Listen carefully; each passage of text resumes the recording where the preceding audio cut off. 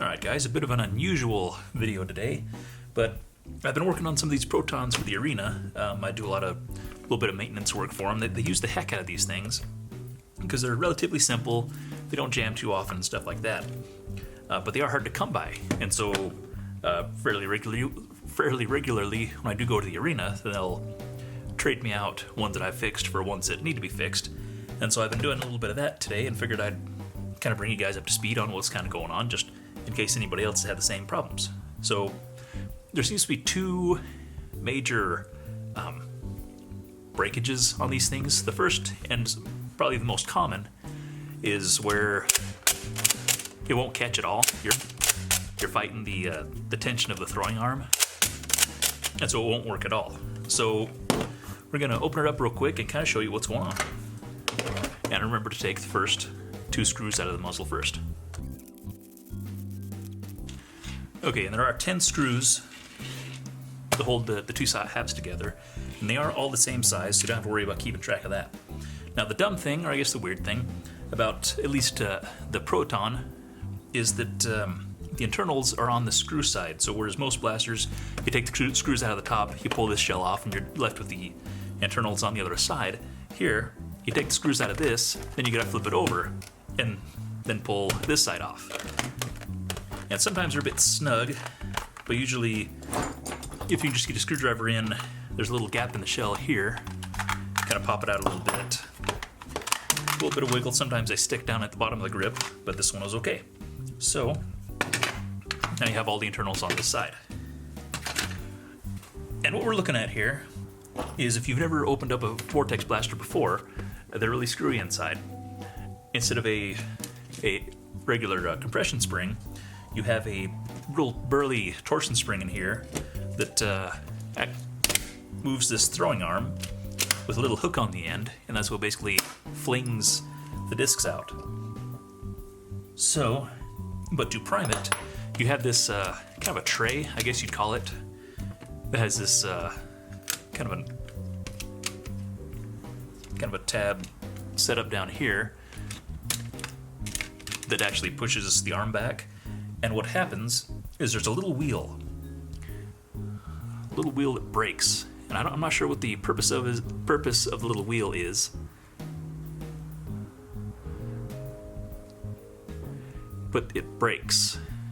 It's just a little plastic piece that's kind of hollow on the inside, and so over time and abuse, they just break. And there's a handful of them just from this last batch I've been working on.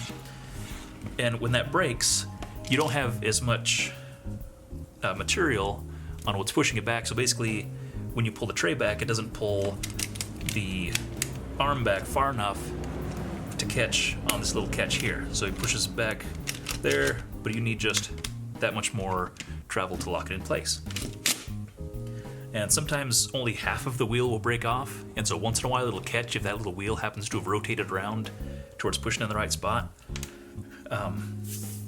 What you gotta do is take some kind of pokey thingy, whether a tiny screwdriver, or I have a little kind of a dental pick here that I use for various different things that has kind of a straighter end on it, and you're just gonna kind of poke that deal out.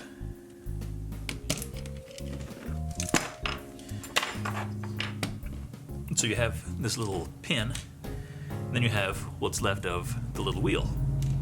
Now, when these first started breaking, when I first met the guys at the arena and was trying to fix these, I tried, I think, using we tried some plastic beads that were about the same size, but the bead material was too brittle, so they just break, because this little throwing arm, when it comes forward, does smack right into that little wheel, which seems like kind of a silly design.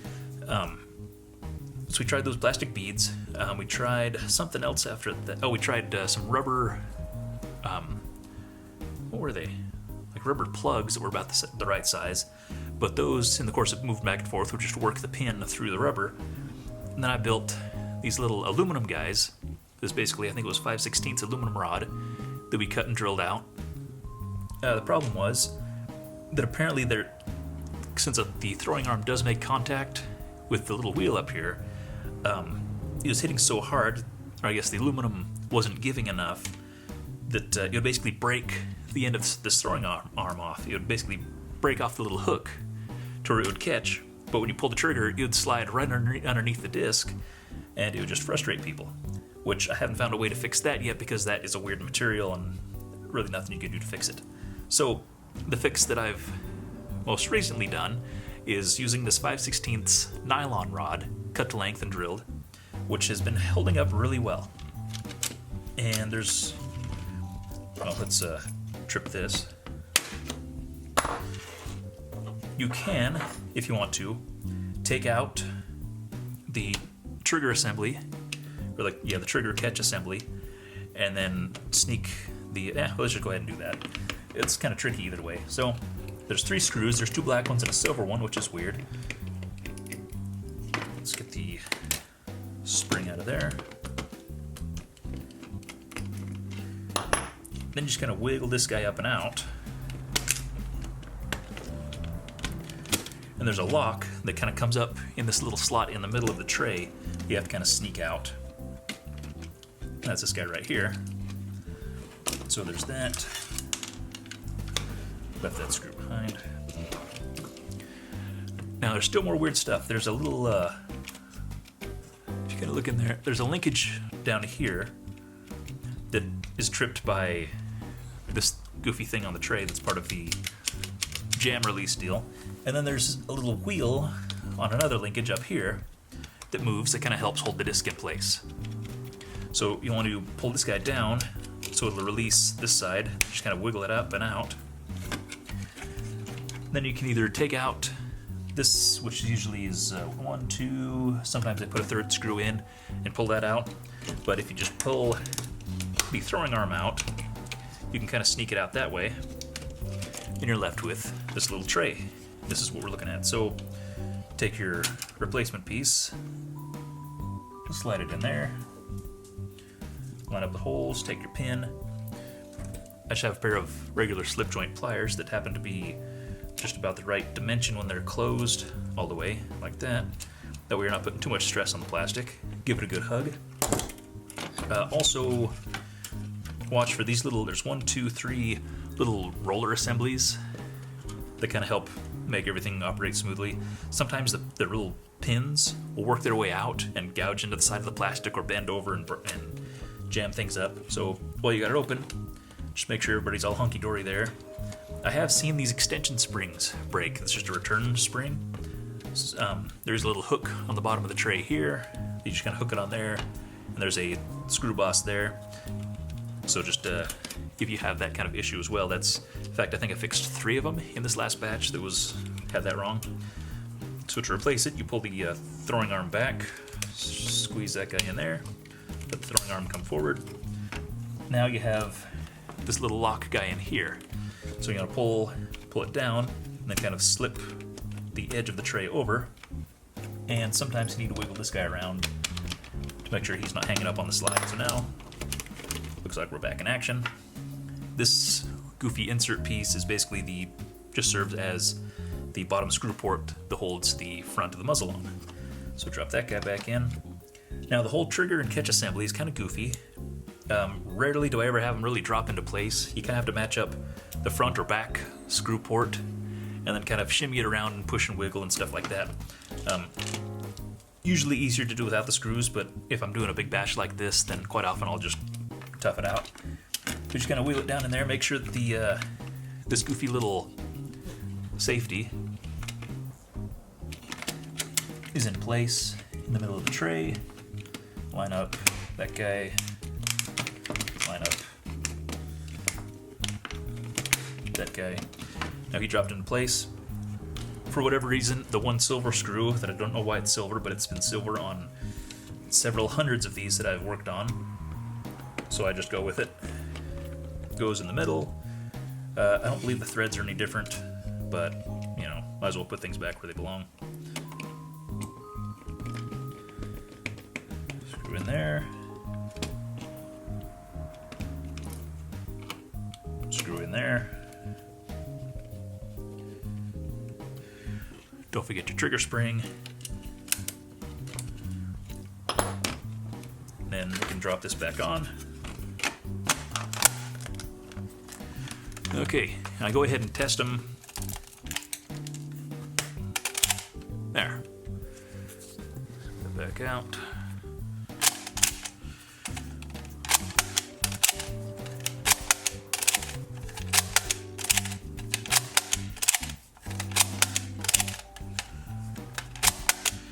I'll usually test these about 10 times after I've made one repair, just to make sure that everything is working fluently and the way it's supposed to. That way I don't fix one thing, throw it in the box, and then find out there's another issue that was either wrong at the time or is just almost wrong.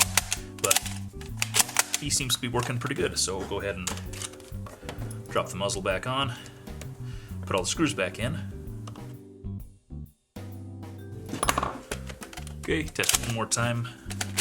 Just make sure nothing bad happened in the course of putting the screws back in. But I think we're good to go, so we can put him in the box.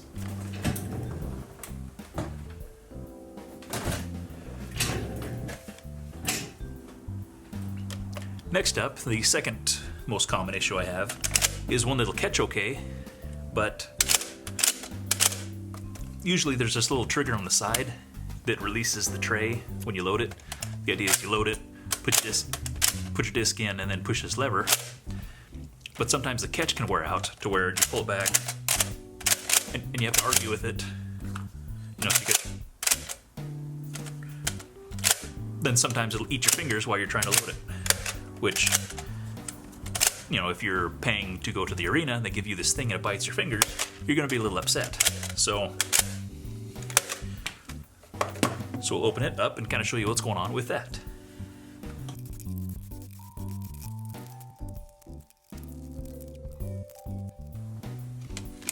Okay, now what we're looking at is basically the catch that holds the tray back.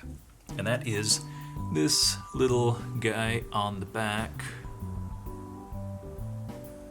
right here. And you can see he's kind of rounded off a little bit on the back. He needs to be a little bit square. What happens is people pull the tray back and then manually push the tray in. And so instead of this catch being released, it just rounds off the back, you know, over use. And so that, you know, wears down over time. Also, this guy right here is the catch that this guy sits on. Like that, basically. So sometimes this piece here gets wore off as well. That's not quite as often. This is a harder plastic. Usually it's this one, but sometimes after I repair this one a time or two, basically what I end up doing is just trimming off the back, whether with a hobby knife or with a file, and just squaring it up again. Sometimes after you've done that a few times and people still break it, I've had to go through, and since it isn't really a high stress point, I've been able to just use a little tiny bit of super glue and just build up that little point again. I haven't had to go any further than that yet, but just to kind of show you what's going on. Trim that junk off there. Like I said, it's all rounded off, so I'll just come in here, get kind of the crest, give it a little bit of wiggle while you're holding this little T on the bottom, and just square it up a little bit. Don't want to go too far, but you know, just give it a little bit. And we'll drop this guy back in.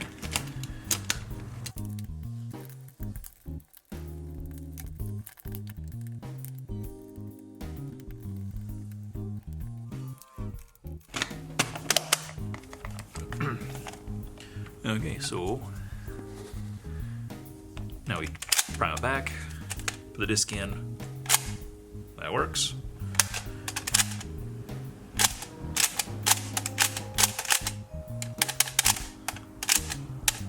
Okay, and you can knock it around a little bit still, and it'll kind of wiggle in there, but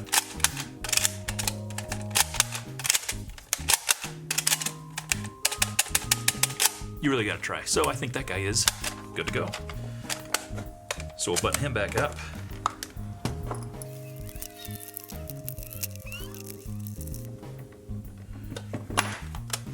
Okay, one more test.